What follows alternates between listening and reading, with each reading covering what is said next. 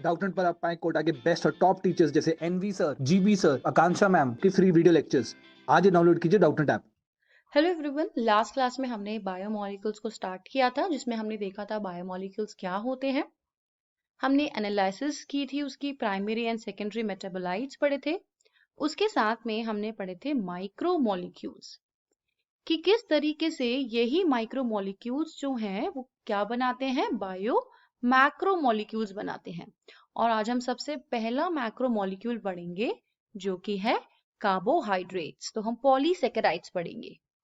तो last class में हमने देखा था कि जब हम स्टडी करते हैं कि कैसे लिविंग टिश्यूज में कौन कौन से टाइप ऑफ बायोमोलिक्यूल्स पाए जाते हैं, तो हमने देखा था एक एक्सपेरिमेंट में जिसमें जो फिल्टरेट था वो पास हो गया था नीचे एसिड के संग। तो यहाँ पे जो भी हमको फिल्टरेट मिला था वो एसिड सॉल्यूबल था। और इसी फिल्टरेट में जब इसकी टेस्टिंग हुई तो यहाँ पे बहुत सारे डिफरेंट डिफरेंट टाइप के कंपाउंड्स देखने को मिले। अब एक चीज उनमें कॉमन थी कि जो उनका मॉलिक्यूलर वेट था वो रेंज कर रहा था 18 टू 800 डाल्टन्स अप्रोक्सीमेटली। और जो एसिड सॉल्युबल रेमिनेंट था उसमें 4 टाइप्स के ऑर्गेनिक कंपाउंड्स देखने को मिले। नेमली वो कंपाउंड्स थे प्रोटीन्स, न्यूक्लिक एसिड्स, पॉलीसैकेराइड्स और लिपिड्स। अब हमने ये देख लिया कि ये सब क्या है, हमारे बायो मैक्रो मॉलिक्यूल्स। अब हमने इसके पिछली क्लास में माइक्रो मॉलिक्यूल्स भी पढ़े, जिसमें हमने प्रोटीन्स के लिए पढ़ा अमीनो एसिड्स, न्यूक्लिक एसिड्स के लिए हमने शॉर्ट में देखा कि नाइट्रोजनस बेसेस होते हैं, कैसे वो शुगर के संग मिलके न्यूक्लियोसाइड्स बनाते हैं, फिर फर्दर न्यूक्लियोटाइड्स बनते हैं। और हमने लिपिड्स पढ़ा। लिपिड एक मैक्रो मॉलिक्यूल है, लेकिन ये क्या है, इसका कोई छोटा सब यूनिट नहीं है, ये एज इट इज ही है। और हमारा फोर्थ है पॉलीसेकेराइड्स, जो हम आज डिटेल में पढ़ेंगे। तो बेसिकली आज हम पढ़ेंगे कार्बोहाइड्रेट्स, इसके क्या मोनोमर्स होते हैं और ये पॉलीमर कैसा होता है। तो देखो पहले यहाँ पे क्या लिखा है। बायोमोलिक्यूल्स कंपाउंड्स जो कि लिविंग ऑर्गेनिज्म में फाउंड होते हैं वो दो टाइप के होते हैं। एक जिनका मॉलिक्यूलर वेट लेस देन है 1000 डाल्टन से, they are refers to micromolecules, simply biomolecules. और वही जब मिलके बनाते हैं मैक्रोमोलिक्यूल्स।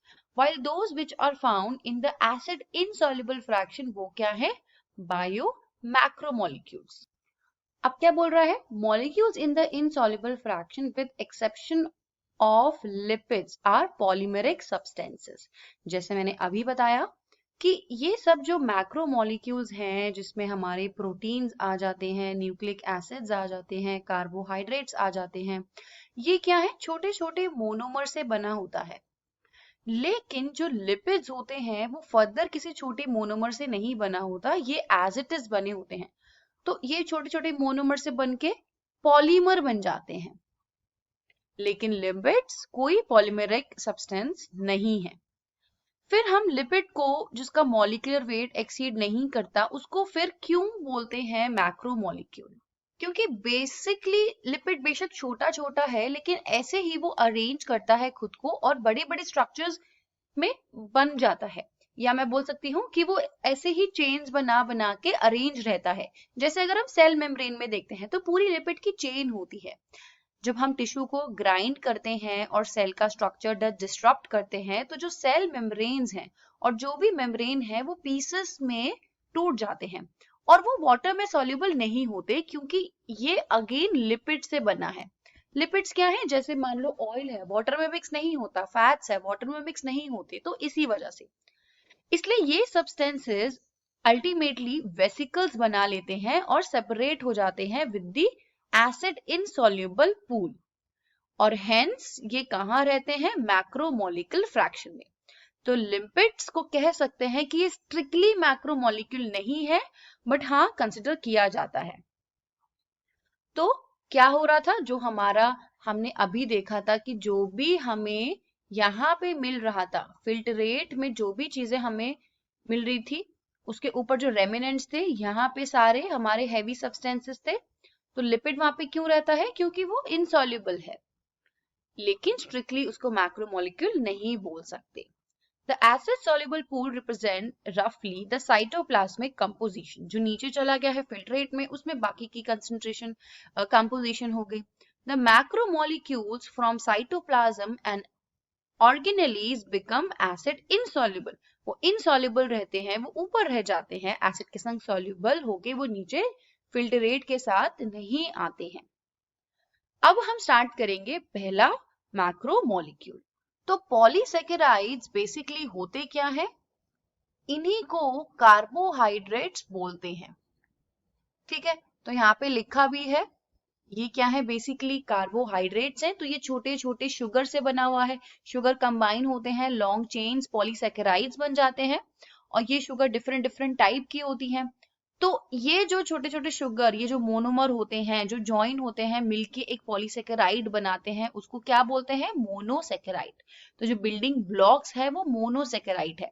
एग्जाम्पल जो सेल्यूलोज है, सेल्यूलोज भी ग्रुप करके ही बनता है. तो बेसिकली ये एक पॉलीमर है जो किससे बना होता है? जब बहुत सारे मोनोसेकेराइड्स यानी कि ग्लूकोज कंबाइन होते हैं तो सेल्यूलोज बनता है.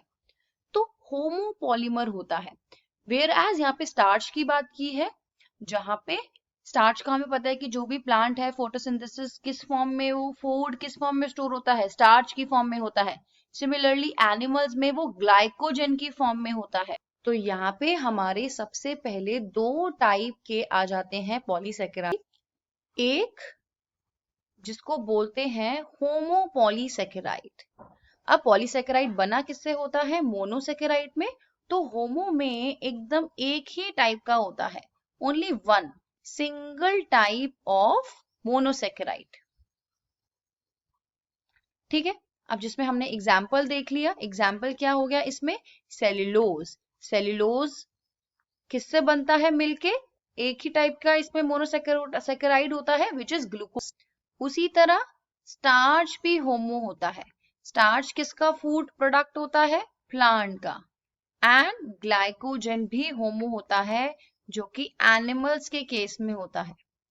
वेयर एज दूसरी तरफ होते हैं हेटेरोपॉलीसेकेराइड्स, जिसमें 2 और मोर टाइप के मोनोसेकेराइड्स होते हैं. अब इसमें कौन से एग्जाम्पल आ जाएंगे? जैसे चिटिन, सुक्रोज, एक्सेट्रा. सिमिलरली मुझे यहाँ पे क्या दे रखा है? इंसुलिन. इंसुलिन क्या है? ये पॉलीमर होता है फ्रक्टोज का, यानी कि बहुत सारे फ्रक्टोज मिलके इंसुलिन बनाते हैं. तो नेक्स्ट हमने क्या पढ़ा? फ्रक्टोज मिलके क्या बनाता है? इंसुलिन. अब देखो, कोई भी पॉलीसेकेराइड चेन में इन्होंने एग्जाम्पल ग्लाइकोजन का लिया है, इसके राइट साइड में एक रिड्यूसिंग एंड होता है और इसके लेफ्ट साइड में एक नॉन रिड्यूसिंग एंड होता है. इसमें ब्रांचेस होती हैं. सिमिलरली स्टार्च के बारे में क्या बोला है? कि ये एक हेलिकल सेकेंडरी स्ट्रक्चर बनाता है. Starch can hold I2 molecules in the helical portion. तो स्टार्च I2, अभी देखो स्टार्च आयोडीन की टेस्ट की यहाँ पे बात हो रही है. क्यों आयोडीन टेस्ट हम स्टार्च में करते हैं? तो हमें ब्लू ब्लैक कलर मिलता है. तो ये यहाँ पे वही है, वो होल्ड कर देता है इस मॉलिक्यूल्स को और देता है blue black colour. Cellulose does not contain complex हेलिलोज हेंस जो सेल्यूलोज होता है वो ब्लू ब्लैक कलर नहीं देगा. ठीक है, नेक्स्ट यहाँ पे क्या बोल रहा है? हमें दे रखा है कि प्लांट सेल्स जो हैं वो बने होते हैं सेल्यूलोज से. हमको पता है क्योंकि सेल वॉल सेल्यूलोज से बनी होती है. वेयर एज अगर हम सेल वॉल की बात करें तो हमने चिटिन देखा है. चिटिन किसके केस में होता है? फंजाई के केस में होता है. देन पेपर अगेन हमें प्लांट से ही मिलता है, तो उसमें क्या होता है? सेल्यूलोजिक फाइबर ही होता है. There are more complex polysaccharides in nature. अब they have building blocks, amino sugars, मतलब शुगर्स के संग कंबाइन होके अमीनो ग्रुप बनते हैं. तो एक हमें कॉम्प्लिकेटेड बिल्डिंग, जैसे देखो एक अमीनो ग्रुप है और एक शुगर है, तो यहाँ पे दो चीजें जुड़ी हैं, तो हमें कॉम्प्लेक्स पॉलीसेकेराइड्स देखने को मिलते हैं, जैसे ग्लूकोसा अमीन, एन एसिटाइल ग्लूकोसा अमीन. अब एक और चिटिन, जैसे मैंने बताया था फंजाई में प्रेजेंट होता है, वो एक्सोस्केलेटन ऑफ आर्थ्रोपोड्स यानी कि इंसेक्ट्स में भी प्रेजेंट होता है. These complex polysaccharides are known as are mostly homopolymers. तो देखो जितने भी ये इस टाइप के कॉम्प्लेक्स पॉलीसेकेराइड्स होते हैं, ये ज्यादातर होमोपॉलीमर्स ही होता है, यानी कि इसमें एक ही टाइप का मोनोमर होगा। अब हम फटाफट से सारे के सारे कार्बोहाइड्रेट्स देख लेते हैं। तो कार्बोहाइड्रेट जैसे में हमने देखा कि मेनली ये बने होते हैं कार्बन से, हाइड्रोजन से एंड फर्दर ऑक्सीजन से, और इनको बोला जाता है सैकेराइड्स। और सैकेराइड्स बेसिकली क्या है? शुगर। तो कार्बोहाइड्रेट्स का जो बेसिक कंपोनेंट है विच इज शुगर। अब ये शुगर हमने किस किस टाइप्स के देखे? सबसे पहले जिसको हम बोलते हैं मोनोसैकेराइड्स, ठीक है। देन उसके बाद हमने देखा डिराइव्ड मोनोसैकेराइड्स। डिराइव्ड मोनोसैकेराइड्स एक होते हैं हमारे पास ओलिगोसैकेराइड्स। तो ये हमें बुक में नहीं दे रखा, लेकिन हमें पता होना चाहिए नीट पॉइंट ऑफ व्यू से। तो ये तीनों जो शुगर हैं ये है माइक्रोमोलिक्यूल। तो जैसे मैंने आपको बताया था हम डिटेल में पढ़ेंगे अब इसको भी। तो माइक्रोमोलिक्यूल्स इन्हीं सबको मिला के बड़े मॉलिक्यूल्स बनते हैं जिसको पॉलीसेकेराइड्स बोलते हैं। सबसे पहले मोनोसेकेराइड्स। अब हमारे जो बेसिक मोनोसेकेराइड्स हैं विच इज ग्लूकोज। देन हमारे पास आता है राइबोस, फ्रक्टोज। ये क्या है? बेसिक शुगर्स हैं, बेसिक मोनोसेकेराइड्स। अब यहाँ एनसीईआरटी में हमें रिंग स्ट्रक्चर दे रखा है ग्लूकोज का और राइबोस का। इसी तरीके से ओपन स्ट्रक्चर भी होता है, तो ये है नॉर्मल ओपन ब्रांच स्ट्रक्चर। तो ग्लूकोज क्या होता है हमारा? C6H12O6 एंड राइबोस होता है हमारा C5H10O5। देन डिराइव्ड मोनोसेकेराइड्स वो होते हैं जो इन्हीं मोनोसेकेराइड से डिराइव्ड होते हैं, जो हमने पढ़ा था कि कॉम्प्लेक्स होते हैं। फॉर एग्जाम्पल हमारे पास आ जाएगा डीऑक्सी शुगर। एग्जाम्पल, जब हम राइबोस शुगर की डीऑक्सीजनेशन करते हैं, जब उसमें हम ऑक्सीजन को रिमूव कर देते हैं, तो वो क्या बनता है? डीऑक्सी राइबोस शुगर, जो हमारा डीएनए में होता है। उसी तरीके से अमीनो शुगर, अमीनो जिसमें हम अमीनो ग्रुप ऐड कर देंगे, अगर हम ग्लूकोज में ऐड कर देंगे तो क्या बन जाएगा? वो ग्लूकोसा अमीन। देन हमारा शुगर एसिड हो जाएगा, अगर इसमें हम एसिड ऐड कर देंगे तो क्या बन जाएगा? ग्लिक्यूरोनिक एसिड। जो हमारा विटामिन सी होता है, एस्कॉर्बिक एसिड, वो भी ऐसे ही मिलता है। देन उसके बाद sugar alcohol, for example mannitol. तो ये हमें पता होना चाहिए कि ये सब जो है mannitol, glucuronic acid, ascorbic acid, ये सब क्या है? डिराइव्ड मोनोसेकेराइड्स हैं। तो ये माइक्रोमोलिक्यूल्स हैं। मैनिटॉल कहाँ प्रेजेंट होता है? ब्राउन एल्गे में, इंपॉर्टेंट। फिर आते हैं ओलिगोसेकेराइड्स। ये वो होते हैं जो कि कंडेंसेशन रिएक्शन से बने होते हैं।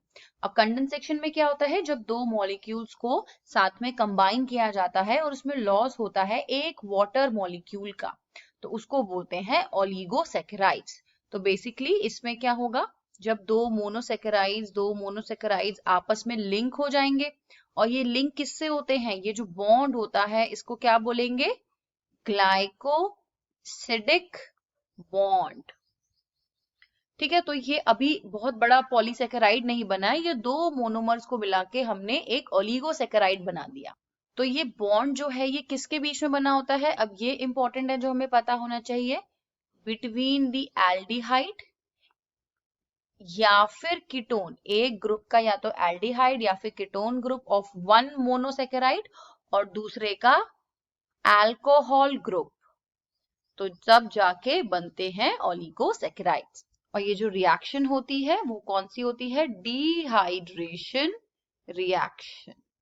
डिपेंडिंग अपॉन कि कितने मोनोसेकेराइड्स ऐड हुए हैं, तो वो डिफरेंट डिफरेंट टाइप के ओलिगोसेकेराइड्स बनाते हैं। जैसे अगर दो ऐड हुए हैं तो वो डाइसेकेराइड बनाएगा। एग्जाम्पल इसका क्या हो जाएगा? Sucrose, lactose. ठीक है। अगर क्या होगा? ट्राइसेकेराइड्स यानी कि तीन हैं, तो एग्जाम्पल कौन से आ गए इसमें? रैफिनोज, अगेन इंपॉर्टेंट, ड्रैफिनोज किससे बना होता है? ये एक ग्लूकोज होगा इसके अंदर, एक फ्रक्टोज होगा और एक गैलेक्टोज होगा। ठीक है, उसके अलावा अगेन ऐसे ही सीरीज चलती रहेगी। अगर और होंगे, 4 होंगे तो उसको टेट्रा सैकेराइड्स बोला जाएगा। एग्जाम्पल मैं आपको बता देती हूँ, विच इज स्टैकियोस। तो अगेन पॉलीसेकेराइड्स अब हम पढ़ेंगे। पॉलीसेकेराइड्स तो क्या है? ये कुछ नहीं है, पॉलीमर है जो ग्रुप हो जाते हैं टुगेदर, मोनोमर, मोनोसेकेराइड्स, तो उनको बोलते हैं पॉलीसेकेराइड्स। फिर हमने ये देख लिया कि ये जो पॉलीसेकेराइड्स है हमारे दो टाइप के हैं, विच इज हेट्रो एंड होमो। होमो जिसमें एक ही टाइप का होता है, हेट्रो जिसमें दो या दो से ज्यादा टाइप का होता है। तो होमो में कौन से आ जाते हैं? फिर से हम देख लेते हैं सारे example, which is starch. Starch किससे बना होता है? ये ग्लूकोज से बना होता है। अब ग्लूकोज से कैसे बना होता है? ये एक हेलिक्स बनाता है, एक हेलिकल स्ट्रक्चर होता है। It is a secondary structure, तो वो स्टार्च बनाता है। देन दूसरा क्या आया था? हमने इसमें देखा था सेल्यूलोज देखा था। अब सेल्यूलोज भी तो ग्लूकोज से बना हुआ है, लेकिन इसमें क्या डिफरेंस है? ये भी है तो ग्लूकोज, लेकिन ये किसी भी टाइप का हेलिक्स नहीं बनाता। स्टार्च आयोडीन के संग बॉन्ड करता है और ये आयोडीन के संग नहीं बॉन्ड करता। देन हमने यहाँ पे तीसरा कौन सा पढ़ा था? Which is inulin. अब ये इन्यूलिन क्या होता है? जिसको मैंने इंसुलिन बोल दिया था, ये फ्रक्टोज से बना होता है। अब इसका जो काम है वो स्टोरेज का होता है, ये ट्यूबर्स में प्रेजेंट होता है। ह्यूमन में ये मेटाबोलाइज नहीं होता। नेक्स्ट अगर हम देखते हैं हेट्रो में, तो उसमें हमने पढ़ा था, सबसे पहले मैंने आपको बताया था चिटिन। अब इसमें क्या इंपॉर्टेंट है कि ये सेकंड मोस्ट अबंडेंट मॉलिक्यूल है पूरे अर्थ में। ऑर्गेनिक मॉलिक्यूल, सबसे बड़ा सेकंड मोस्ट ऑर्गेनिक मॉलिक्यूल है। अब ये भी ग्लूकोज से ही बना है, लेकिन अगेन ये फिर अलग क्यों है? तो ये डिराइव्ड मोनोसेकेराइड से बना होता है, जिस इसमें क्या होता है? नाइट्रोजन प्रेजेंट होता है। तो नाइट्रोजन कंटेनिंग ग्लूकोज, तो ये किससे बना होगा? N acetyl glucosamine. Next is peptidoglycan, जो कि प्रेजेंट होता है बैक्टीरिया के सेल वॉल में। ये दो ऑल्टरनेट अमीनो शुगर से बना होता है। एक तो हो गया सेम एन एसिटाइल ग्लूकोसा अमीन, जैसे हमारा बना होता है चिटिन, और दूसरा क्या होता है इसमें? एन एसिटाइल म्यूरामिक एसिड, तो ये हो गया peptidoglycan. Next is hydrochloric acid, और ये बना होता है डेक्स्ट्रो ग्लूकोरोनिक एसिड। अब आपको मैंने बोला था कि बायोमोलिक्यूल्स आपको एनसीईआरटी से पढ़ना है, तो हम बाहर से क्यों कर रहे हैं? क्योंकि इसमें क्या है, छोटे छोटे जो हमें शुगर्स या कोई भी हमें प्रोटीन्स दे रखे हैं एनसीईआरटी में, उसकी डिटेल स्टडी नहीं दे रखी है। तो डेफिनेटली वो चीज हमें बाहर से पढ़नी होगी, और वो हम सिंपल क्वेश्चन प्रैक्टिस करके या प्रीवियस ईयर सॉल्व करके भी देख सकते हैं। देन यहाँ पे स्टार्च का भी डिटेल स्ट्रक्चर बहुत इंपॉर्टेंट होता है। स्टार्च जो कि प्लांट्स में स्टोरेज ऑफ फूड इस फॉर्म में होता है। अब ये दो कंपोनेंट से बना होता है, एक जिसको बोलते हैं अमाइलोस, और दूसरा जिसको बोलते हैं अमाइलोपेक्टिन। अब याद रखना, मैंने स्टार्च को बोला था वो एक हेलिक स्ट्रक्चर बनाता है। अमाइलोस क्या होता है? अनब्रांच्ड पॉलीमर है, whereas amylopectin branched polymer होता है। तो अमाइलोस के केस में क्या होता है? ये हेलिकल होता है। हर टर्न में each turn consist of 6 glucose units. तो बना तो ये ग्लूकोज से ही होता है। इसमें ग्लाइकोसिडिक लिंकेजेस देखने को मिलती है, और इसमें एक स्ट्रेट चेन होती है जिसमें 200 से लेकर 1000 ग्लूकोज तक हो सकते हैं। वेयर एज अमाइलोपेक्टिन में क्या होता है? यहाँ पे प्रेजेंट होता है एक ब्रांचिंग पॉइंट, और ये ब्रांचिंग पॉइंट यहाँ पे क्या होती है? 1,6 glycosidic linkage. First and sixth carbon के बीच में ग्लाइकोसिडिक लिंकेज होती है, जो हमने अभी देखा था, जो बॉन्ड होता है। इसके अलावा कार्बोहाइड्रेट्स में एक इंपॉर्टेंट टॉपिक है which is reducing sugars and non reducing sugars. अब ये क्या होती हैं? रिड्यूसिंग शुगर के पास होता है फ्री एल्डिहाइड ग्रुप और एक फ्री कीटोनिक ग्रुप, और इन्हीं दोनों की वजह से ये बेनेडिक्ट टेस्ट देते हैं, बेनेडिक्ट टेस्ट और ऑल्सो फेलिंग टेस्ट। तो ये दोनों ही टेस्ट देते हैं। अब ये टेस्ट किया जाता है जब हमें ग्लूकोज को पता लगाना हो यूरिन के केस में, ग्लूकोज इन यूरिन जब पता लगाना होता है तो ये टेस्ट करते हैं। तो रिड्यूसिंग से याद रख लो कि ये इजीली C2+ कॉपर आयंस को रिड्यूस कर सकते हैं कॉपर प्लस आयंस में। अब जितने भी मोनोसेकेराइड्स होते हैं वो रिड्यूसिंग के ही होते हैं। अगर हम नॉन रिड्यूसिंग में देखेंगे तो ये इस टाइप का रिड्यूसिंग नेचर नहीं दिखाएंगे, ना ही ये बेनेडिक्ट टेस्ट दिखाते हैं। इसका एक बहुत अच्छा एग्जाम्पल है विच इज सुक्रोज। सुक्रोज जो कि बना होता है किससे? ग्लूकोज से और फ्रक्टोज से। मैंने बताया था कि ये हेटेरो है, ठीक है। अब इसके केस में क्यों ये नॉन रिड्यूसिंग होते हैं? क्योंकि इसमें aldehyde group of glucose and ketone group और फ्रक्टोज, यानी कि इसका एल्डिहाइड और इसका कीटोन ग्रुप, ये आपस में यहां से बॉन्ड होता है, इसमें ग्लाइकोसिडिक लिंकेज होती है, ये बॉन्ड होता है, जिसकी वजह से यहाँ पे फ्री एल्डिहाइड और कीटोन ग्रुप नहीं होता है। तो ये थे हमारे कार्बोहाइड्रेट के सारे इंपॉर्टेंट पॉइंट्स। अब नेक्स्ट क्लास में हम दूसरा मैक्रोमोलेक्यूल पढ़ेंगे जो कि होगा प्रोटीन्स। Thank you.